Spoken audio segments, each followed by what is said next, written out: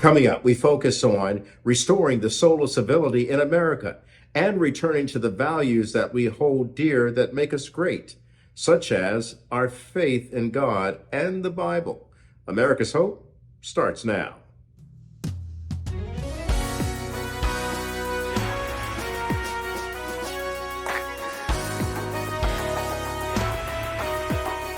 This is America's Hope from our global headquarters in New York City. Here's Kelly Wright. Hi, everybody. I'm Kelly Wright. Thank you for joining us for this next hour of America's Hope. And listen, wherever you are, I do hope that you're safe and well, taking care of yourself and your family, because you matter. What matters to Americans is how do we return to those values that make us special. In some cases, people say even exceptional, going all the way back to our founding and our Judeo-Christian principles that meant so much to developing this great nation. Far from perfect, but a nation of people who are striving to become and help create a more perfect union. Having stated that, tonight we're going to focus on returning to the soul of civility. Alexandra Hudson stops by to talk about that and the value that it brings. And we'll also be talking to Richard Manning about returning to things like faith and the Bible. Let's get started. Welcome back to America's Hope. I'm delighted to introduce our next guest, Alexandra Hudson. She is a member of the Board of Advisors for the Pro-Human Foundation. She's a writer, popular speaker, and the founder of Civic Renaissance. She's also the author of a wonderful book called The Soul of Civility. Alexandra, it's good of you to join us this hour. You talk about a lot of things in your book about the soul of civility, timeless principles to heal our society and ourselves. The message resonated with me when I first met you in Las Vegas, and it continues to resonate with me and so many other people throughout this country, particularly given the kind of election that we've gone through and some people still having problems from the election. Politics, politics, politics. And at this Christmas season, I understand that you're putting out a message to Americans to say, hey, dial back on that. Let's have a time to really appreciate each other. Tell me why. I offered kind of a hot take in the Washington Post last week. A lot of people sense the division right now, and there are a lot of people offering thoughtful ways on how we can talk politics better and how we can have these meaningful and important conversations about essential topics with loved ones. And I think everyone really kind of universally understands that friendships and family relationships have been strained by our political division. It's not just our institutions that are suffering. It's us personally as everyday Americans. This has certainly happened to me in my life, and it hurts. It's very sad. It's not how it should be when politics trumps friendship. And I offer a hot take. I say that let's not talk about how to talk about politics. Let's just not talk politics at all. Just zero. There are actually far more important things in life to talk about. And I look back to history. I'm a big student, a lifelong lover of history, and a student of history. And I look at the lost and regained relationship between Thomas Jefferson and John Adams as an example that can help us elevate friendship to its proper place over politics today. I like the fact that you go back to history, looking at that famous or infamous row that they had over politics. Two very close friends who were founding fathers of this great nation called the United States of America, John Adams and Thomas Jefferson. And so in your article, The Surprising Power of Not Talking About Politics, these two men had to give it a break in order to really start admiring each other once again and talking about and doting on their families. That's what you talk about. And that's the hidden superpower that we have. That's correct. So Thomas Jefferson was John Adams's vice president, and they had been longtime colleagues, longtime friends. They fought side by side during the Revolutionary War, and everyone's seen the musical 1776. I mean, Adams or Jefferson, they're the architects of the Declaration of Independence and the masterminds behind it. And it wasn't until the election of 1800, things had been kind of souring, and tensions had been rising. And in the election of 1800, Thomas Jefferson rivaled Adams, his prior boss, his former friend, and it got really vicious. We think that politics is bad, and the rhetoric in our public discourse is toxic now. It was incredibly toxic then. Team Jefferson said of Team Adams that our wives and daughters would be raped and murdered in the streets if he were elected, and it just total character assassination, just absolute viciousness.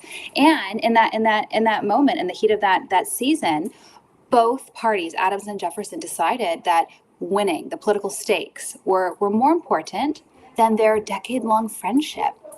And so Jefferson ended up winning the election of 1800, and they didn't talk for over 10 years after that.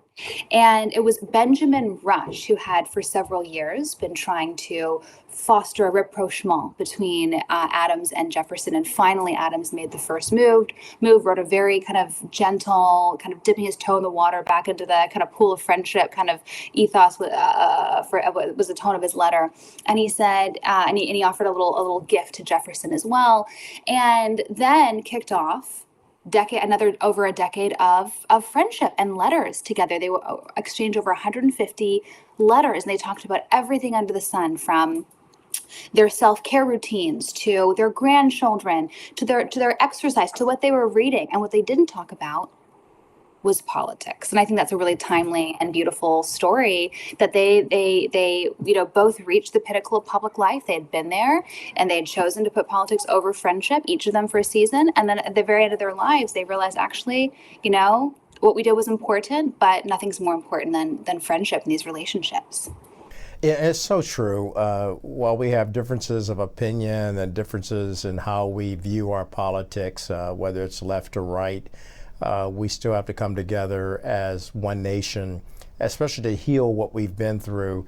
As you were talking, I was thinking, what if a President-elect Donald Trump can somehow find a way of getting along with a President Obama or a President Biden, where you see these men, these leaders of our nation, past and present, coming together for such a time as this, where we really need to heal the soul of America.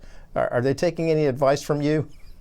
I'd love to see that. I'd love to see. I do love the stories about Ruth Bader Ginsburg, former Supreme Court Justice, and Antonin Scalia. Diametrically opposed politically and from a jurisprudence perspective, and yet they were friends. They had this fundamental shared affection for one another. That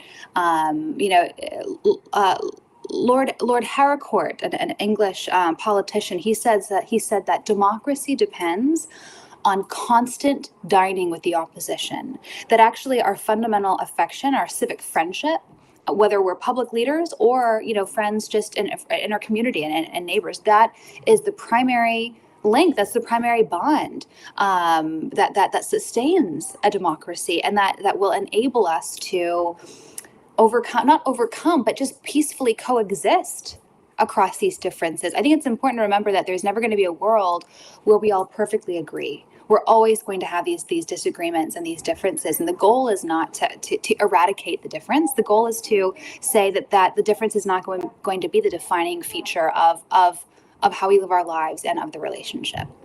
Yeah, I mean, you're absolutely right about that. And the fact of the matter is that we are all human. We're all perfectly flawed, and trying to build a nation to make it more perfect.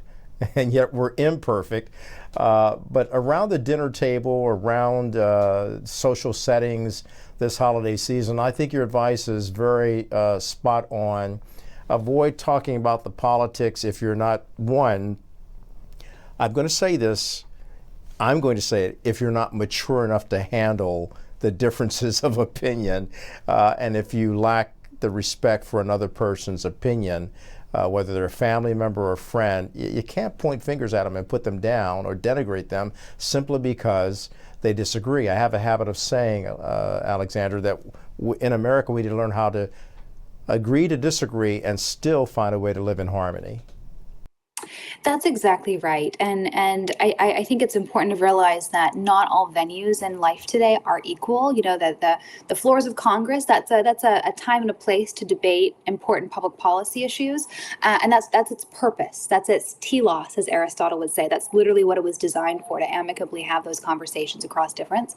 The family Thanksgiving table, we're just on the heels of Thanksgiving, or the family dinner table as we enter into the Christmas meals and the season of the holiday. The sole purpose of that is not to talk about politics. And the sad thing is that often those experiences, those exchanges today are increasingly becoming defined by politics. And things just evolve really quickly. I mean, for example, me in my life, I have people in my life that can only talk about politics. And it's not even a conversation. It's about 3 specific talking points. And we can't go one breath into a conversation without the dialogue, the monologue, really devolving into them just, talking their talking points at me. And I'm not alone in the hurt and frustration that I'm experiencing with that. Like, that's an example of not just disagreement coming between a friendship. This person, a particular loved one, gets frustrated with me when they feel like I have we even have the same priorities. We probably agree on most things, but they think that I don't have, because I don't want to talk about it constantly, I have insufficient, zeal and passion, and that again is a symptom of politics taking precedent over friendship, over relationship. And so my word to your listeners is, this holiday season, feel completely welcome to check politics at the front door and just, come together around shared family, shared history, shared love, shared bonds, traditions, and that's what this Christmas season should be defined by, not by political difference. Talking to Alexandra Hudson. She's the author of The Soul of Civility. Back with more in just a moment.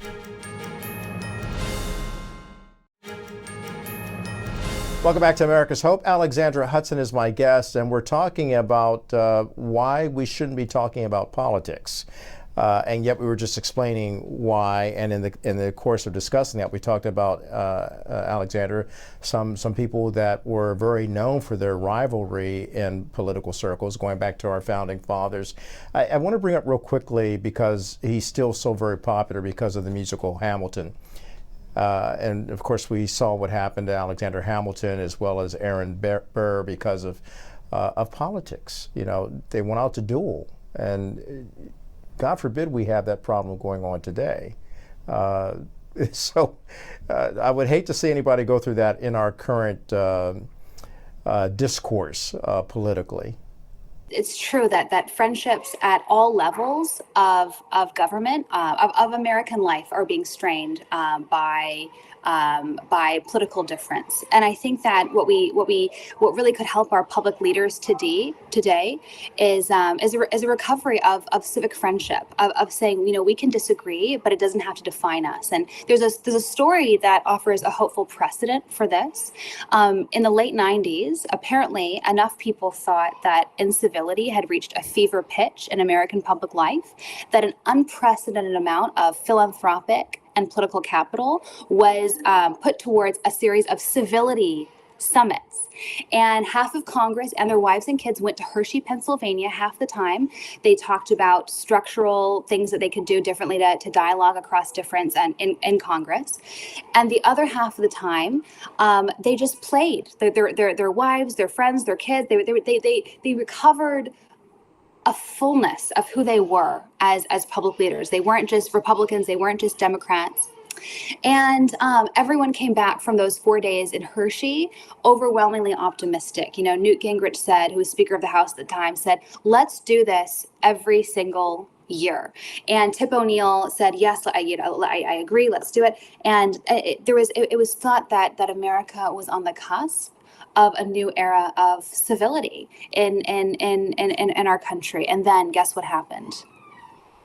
It was the Monica Lewinsky scandal. And all of a sudden, all bets were off once more, and it was scorched earth, and it was an opportunity to, beat the other side. And what I love about this story is that civic bonds of friendship that are so essential to our democracy, they can be regained. Even if they're strained, they can be regained. But they're also very fragile. And, they're one moment, gone the next. And I think that's an instructive lesson for us, our leaders today, but also for us as citizens, that everyday Americans who don't have public office, that the small things do matter, the small ways to build trust. That's really the building block of a democracy. Yeah, and sadly, I think you pointed this out in your article, a recent viral MSNBC segment, where I'm not putting down MSNBC, they're doing their thing, but they featured a psychiatrist, Dr. Amanda Calhoun, advising viewers, get this, to cut ties with family members who voted for Trump, sparking a wider conversation about the consequences of our political polarization. But there's a surprising and simple solution to this growing divide, especially over the holiday. As you've pointed out, don't talk about politics. What happened to the message that Dr. Martin Luther King Jr. was talking about, where we can all sit down at that table of brotherhood and come together and break bread over dialogue and having some sanity and civility at that table? It's true. We've certainly, I advocate for a concept in my book called unbundling people. Too often we have essentialized people to one aspect of who they are, whether they voted for this person or whether they support this policy or that, their view on, the COVID vaccine, or, whatever number of hot button topics are today, that we've essentially, or one mistake they've made, one bad joke, one off-colored remark. And I argue instead that that's really essentializing and reductive of the human spirit, of the human personality. And I argue instead that we should unbundle people, see the mistake they've made, the one aspect of who they are, in light of the whole, the irreducible dignity and worth that they possess as our fellow human beings, our fellow member of the human community, and that not allowing the whole to be defined by or reduced by the part, and to justify cutting them off as a result of that. But I think you're absolutely right that too often today people are not seeing the fullness of the humanity of the other. They're seeing just that one aspect of them, who they voted for, the mistake they've made, and it's bad for society and bad for ourselves as well, to prematurely end those friendships, those relationships. Well, look, here we are. We're in the holiday season. It's fully it's all about the holiday. It's all about Christmas and baby Jesus and happy holidays and Merry Christmas. Sometimes we even argue over that, but the bottom line is this is a time, especially since Thanksgiving and in the wake of this election, where people can come together. This is why I love what you're talking about: family, friendship, common ground for the common good. And that is talking about, hey, I care about you. I care about what you've been doing. How can I be of service to you? How can I help you? How can I actively show kindness to my family members and even to my friends that we may disagree on certain topics? That's correct. So, imagine you're at a Thanksgiving, you're not Thanksgiving, you're on your way to Christmas dinner with your family. You know that you're going to encounter crazy Uncle Billy who only wants to talk about one thing, maybe let him get the one thing off his chest, then pivot right away as soon as you can. Start asking questions. Employ another hidden superpower is curiosity. Just asking questions that are maybe that get them off the talking points, off the expected, into the unexpected. I think a lot of people today we're so bombarded and oversaturated with in our media culture. It's ubiquitous, and it's given rise to a sort of apocalypticism where we feel like the end is near, and this is the be all end all, and that sort of thinking is dangerous because it justifies in some people's minds, doing or saying anything necessary to win the election, the argument, whatever it is. So resist the apocalypticism, engage in curiosity, and also remember that friendship and lifelong relationships, family relationships, matter more than these temporary political battles. I know it may not feel like it. Those things seem and feel really important. They feel visceral. They feel often existential to us. It is frankly easier said than done, but it is important to remember that, the good life is life with others. And so it's worth it to elevate those relationships over the political battle du jour. So what do you expect around the Christmas season for your family? We are going to be laying low here. We just welcomed our third into the world, our son, our Sebastian John, and he's very sweet now, 2.5 months old and thriving. And so there will be a lot of baby snuggles on the horizon for our family, just relaxing and laying low. How about you, Kelly? Same, looking at my grandchildren and looking at my adult children and thanking God each and every day that I'm blessed with a wonderful family. And we try not to talk about politics, even though we've discussed that because of the kind of professions that we have. But when we get together as a family, we're all in to show each other and express to each other the love that we have for one another. So I agree with you. And when you've got a 2-month-old, you're going to have a good time. Yep. Lots of cooking and relaxing by the Christmas tree, some music, some hot chocolate. So that's all I want for Christmas. And that's the message of my book, that it's really easy to point fingers and blame the other party, this XYZ public leader. And the reality is there's so much that we can't control in Washington and in those spheres where, the places where the media wants us to be upset and blame, but we have way more power than we realize at the individual level, that there's this growing and a vibrant movement of citizens across the country saying, I can't control what's happening in Washington, but I can control myself, and I'm going to choose to make my community, my family better and stronger. That is really where civility, not just civility, but democracy lives and dies, at that micro building block, at the individual, the family, and the relational level. And that's where I hope that people walk away encouraged and empowered. My book, The Soul of Civility, Timeless Principles to Heal Society and Ourselves, I hope it's an encouragement. I joke it's a great gift for your best friend or your worst enemy. And sometimes that's the same person these days. So what's your hope for America? My hope for America is a world and a new season of joy. I think we've become rather humorlessness and joyless as at the individual level. I mean, social scientists have been talking about our epidemic of loneliness and the opioid crisis and the deaths of despair that are all interrelated. And it is a very hopeless sentiment, and a really joyless one at that. But my prayer and my hope is that people this holiday season and beyond recover a sense of what brings them joy and laughter and happiness. And I just have a hope, and for my family this season, to have just a whimsical lightness in our home. And there's so many things in life, not just politics, can weigh us down, and it could just feel unbearable, and it can feel impossible to go on or get out of bed in a certain day.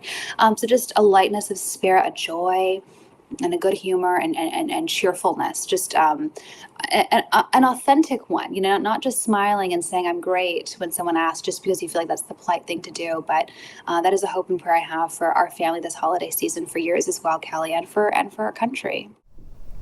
Thank you, my friend. Alexandra, thank you for being on America's Hope and expressing these wonderful thoughts that I think many people will pay attention to. May you and your family have a merry, joyful Christmas. Thank you, Kelly. You as well. Merry Christmas. We're back with more in just a moment.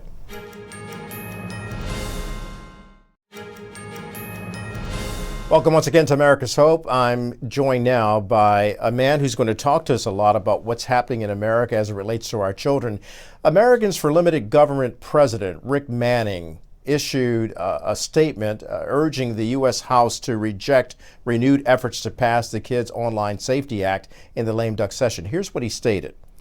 The misnamed Kids Online Safety Act allows civil actions by states and or the Federal Trade Commission against any website or application that predominantly provides a community forum for user-generated content. Specific to states, it says, in any case in which the Attorney General of a state has reason to believe that a covered platform has violated or is violating Section 103, 104, or 105. We're going to get into all of this and why this matters. Rick is joining us right now. Rick, good of you to join us this hour on America's Hope. Talk to me more about your statement as it relates to the kids' online safety. Sure. It's really relatively simple. The Kids Online Safety Act sounds like a good idea, and a lot of the things it talks about within it are things we'd like to prevent. Nobody likes the idea of childhood bullying and online bullying, and there's certainly a lot of ramifications to that. The challenge with the bill is the application, because what it does is it gives the Federal Trade Commission capacity to censor content on and coerce censorship of content on social media platforms. What's more, it gives every single individual state AG, Attorney General, the capacity to, based on their own state's ideas, to censor platforms and coerce the censorship of platforms. And so you take it from a very practical perspective. The state of California, the Attorney General is very, very liberal. And many of the platforms are in California, based there. So the Attorney General of California has a tremendous amount of power over the platforms that are within his state. And the Attorney General of California says, for instance, that it's really not safe to have anything other than material on the web that is available to children, which is against the idea of transitioning from one sex to another. Basically violating the idea of gender-affirming care by saying it's gender negating care, saying you shouldn't do this. If he decides that that's harmful to children, harmful to their mental health, that Attorney General can in fact ban that speech within their own state, within the platforms in their state. And a place like Facebook and the like would have no choice to go forward with that, because that AG has a tremendous amount of power over that platform because they're located in that state. That's where their corporate offices are. So what you effectively do with this is you allow the state AG in California to have a tremendous amount of power over what everybody else is going to see, because this is about a negative. So they're going to say, well, the state AG of California said this is a negative, so they'll impose it nationwide. And while the Attorney General of Missouri, say, might be able to go in and say, well, we find anything about gender-affirming care on the other side to be objectionable and bad for kids. You could ban, in that state, you could ban, that conversation. And essentially, it's just the wrong approach. Banning information isn't the answer to this problem. It's not the answer to the cyberbullying problem. It isn't the answer to a lot of this. What is the answer is actually trying to deal with root causes of problems. But the fact of the matter is, what we know for a fact is that when the government has the opportunity to ban and censor content and attack people for content, it is almost never when it's liberal content. We saw it happen in COVID. We saw it happen on Russiagate. We saw it happen on election interference. We've seen this story being told all under misinformation, malinformation, and disinformation guys that's trying to stop that. And all the while, the government was wrong 100% of those times, and the people who are being banned were right. Why aren't people hearing more about this? Well, a lot of times it's because you have a bill that has a very, very benign sounding title. How would you be against this? And it's put in the context of wanting to stop child pornography or bullying, and nobody's in favor of that. So it kind of goes under the radar screen. But the reality. Let me just get to the Bible point that you made, because it's really important. In Prince George's County, Maryland, which is adjacent to the District of Columbia, a court forced a set of parents they had an autistic child who attempted suicide. A court determined that autistic child was transgender and needed to have a gender switch. The parents who opposed this were prohibited from sharing Bible verses with their kid. Were prohibited from sharing Bible verses with their kid by a court in Prince George's County, and eventually lost. They lost custody of their child. So the county of Prince George's County, state of Maryland, could proceed with gender affirming care on an autistic child. That's what we're looking at. That's the level of the approach here. In California, and this goes beyond the gender affirming care, it's where we see the most extreme actions. In California, they passed legislation, and it was signed by Governor Newsom, to prohibit schools from notifying parents when the schools were getting their kids to go through gender affirming care and transition their sexes. School teachers are prohibited from telling the parents. Nurses are prohibited from telling the parents. When you're in that kind of environment, do you have any doubt that they're going to sit there, that they will use this as a tool to censor any kind of counter information that brings sanity into this discussion? There's no doubt in my mind. I mean, truthfully, the whole transgender issue isn't the issue I deal with on a daily basis. I deal with limited government issues. But I have to tell you, when I see what the government is willing to do to press an agenda, after we've lived through the last 5 years of abuse of power, or 10 years actually, abuse of power by our federal agencies and censorship that we've seen going overboard, I can't sit idly by and allow Congress to put a censorship regime in place under the guise of good intentions. It's wrong. It has to be stopped. A lot of that you just unpacked, especially about Prince George's County, is just shocking to the senses of anyone who values placing value on the good book, the Bible, or courses that help elevate values and character in a child's life, and you're going to go against that, yet replace it with other things that can undermine the child's development. And truthfully, there's a legitimate concern from a lot of parents, conservative, liberal, doesn't matter, about a lot of the stuff their kids are being subjected to on the web, and they want Congress to do something. So, Rick, where do things stand right now on this legislation, this measure called Kids Online Safety Act? It's passed the Senate. It's passed the Committee of Origin in the House, and there's a push in the House to try to bring it to the floor.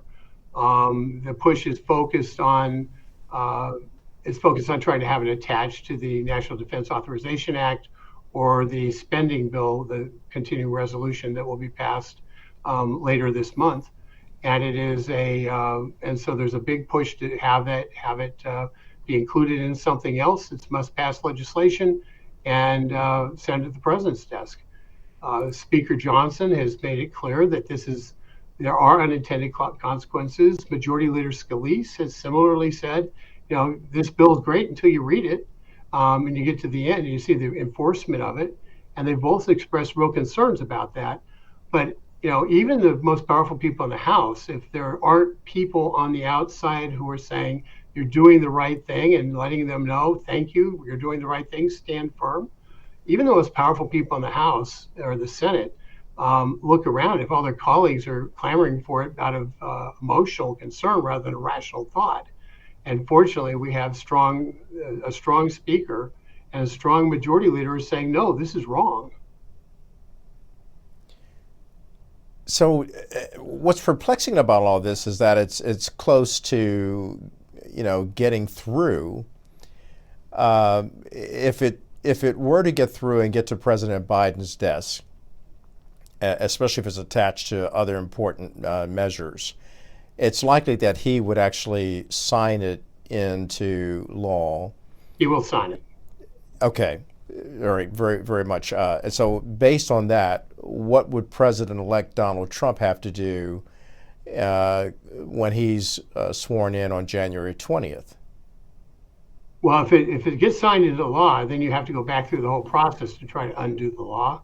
And that is like I say, you have to get 60 votes in the Senate of people who voted for it the previous session. It would be a near impossible task to undo this.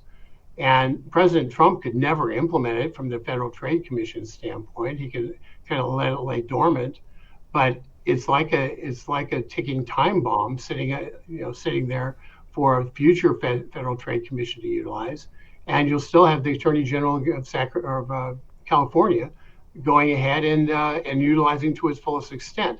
So you look at this thing and you say it will have immediate harm, and the people who vote for it won't realize, by and large, that they caused the harm.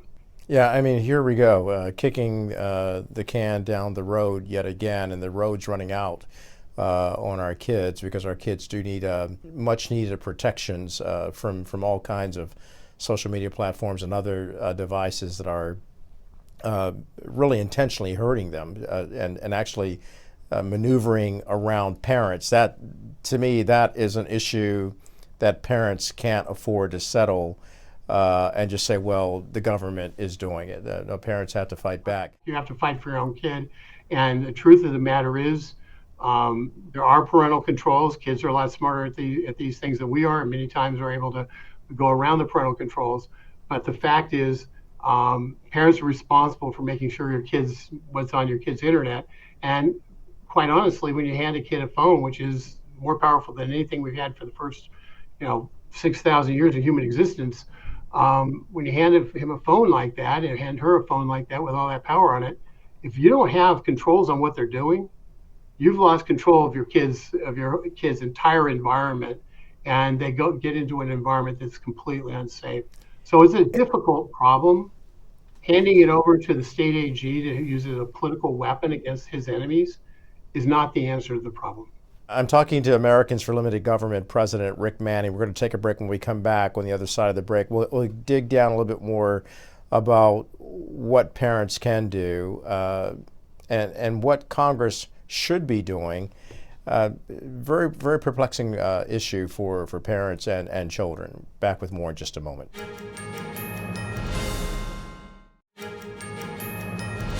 Welcome back to America's Hope. I'm talking to Rick Manning. He is the president of Americans for Limited Government. And Rick, one of the things that many Americans have gotten tired of is government access and intrusion, if you will, into their homes, into the lives of how parents help their children in teaching them values.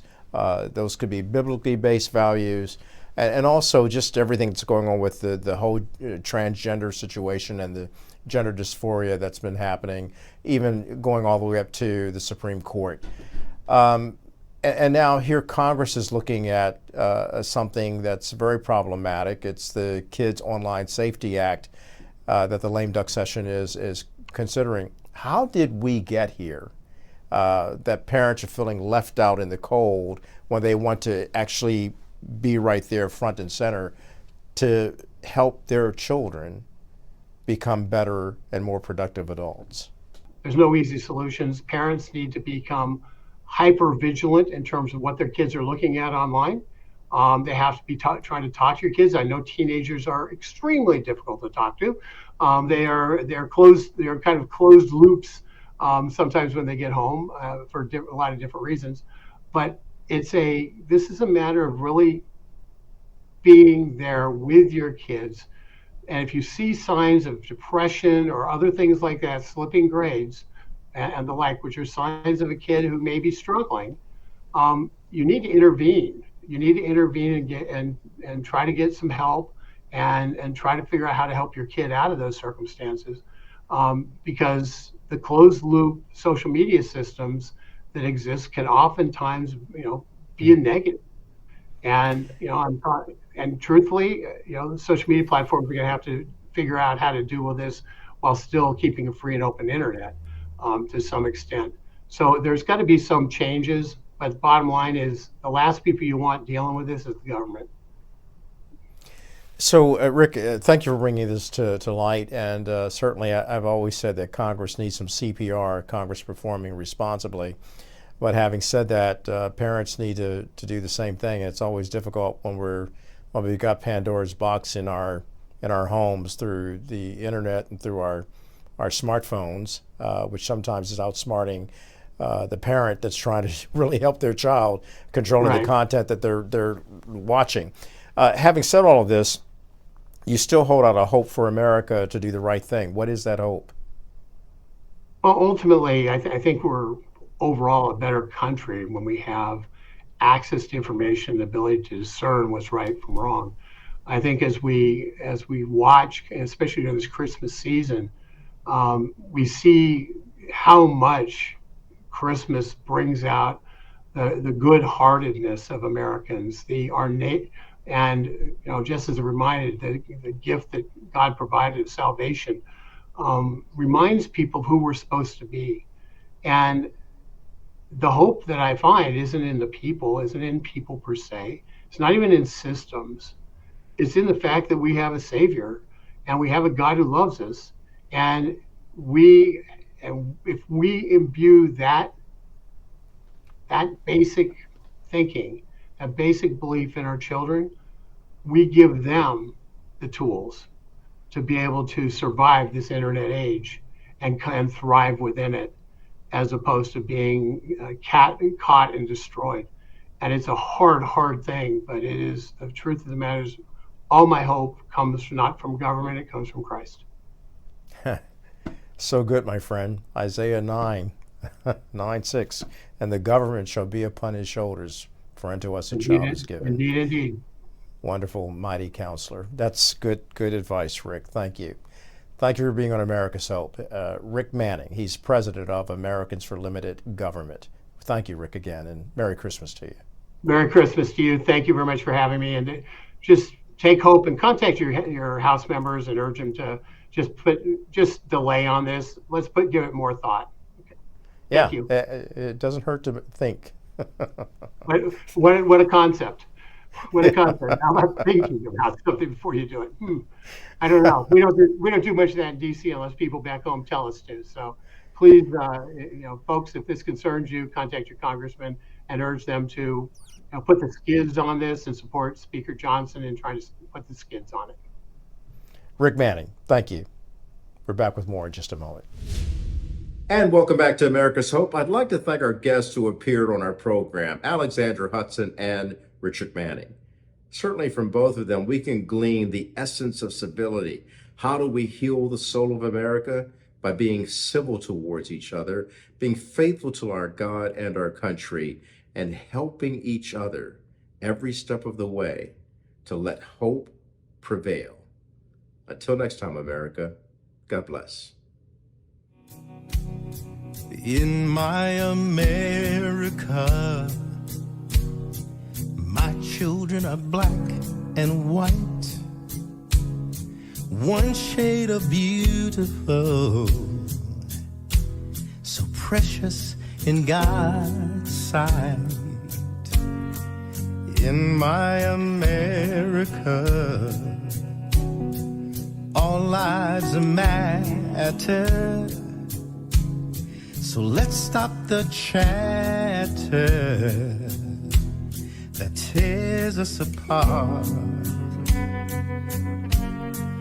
We are a family, together you and me, agreeing to disagree, but still live in harmony.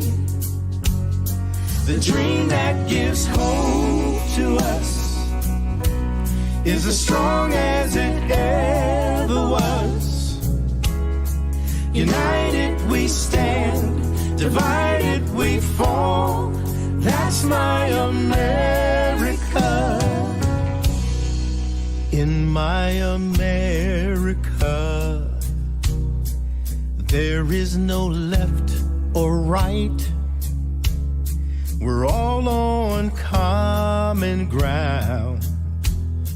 Darkness gives way to light. In my America, you give more than you take. And when someone has lost their way, you lend them a hand and say, we are a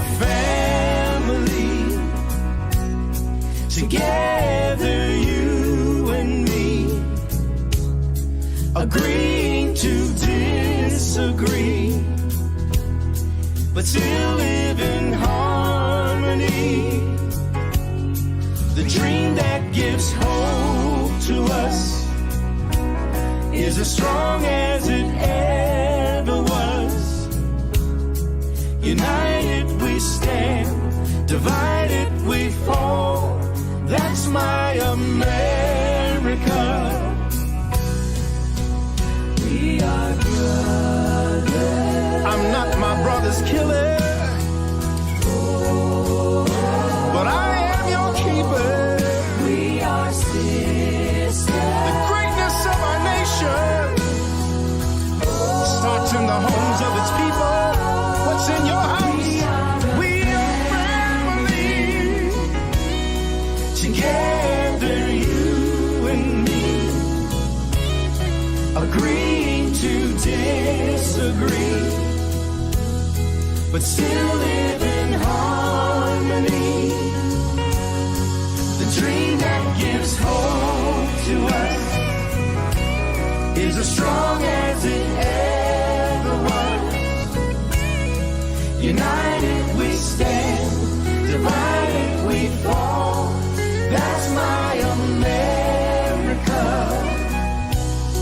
United we stand, divided we fall. That's my America. From sea to shining sea, I believe in God, I believe in you, and I believe in we.